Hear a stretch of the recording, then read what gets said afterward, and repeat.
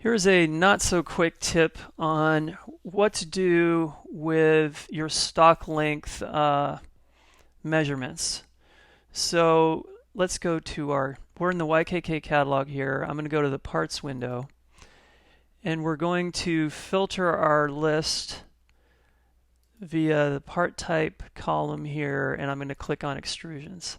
So that's only going to show me extrusion part types. So we see that there's a lot of 288.5-inch parts. There's some varying size. Here's even a 288. So a lot of manufacturers, they may have 289, they may have 290, but basically some of that length is not usable. So the beginning and the end of the stock length might have crimp marks. It might have sections that aren't anodized or painted, and they're really not usable. So we don't want those included in our optimization. So in our old software in 15, we used to let you just change the stock length to whatever it needs to be, like you're subtracting all those bad amounts. In this software, we want to be a little more scientific with that task, and we want to still have the physical length of the stock material accurately represented here, but we also want to give you a way to get good optimization by not using any of that bad material. So the way we do that now is we added it to the finishes window.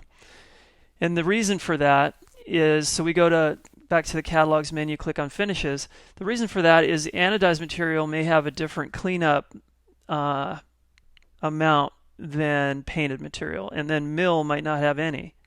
So here we have an inch getting cut off the beginning and an inch off the end of a painted stock length.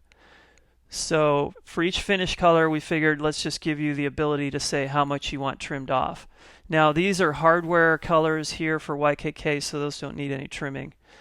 But for all the different finishes except for mill, we're assuming the whole thing's usable, so that way you're getting better optimization out of that finish. But for an example, you might want more trimmed off the end than the beginning of the stock length. It's just something you could do, but not necessarily needed.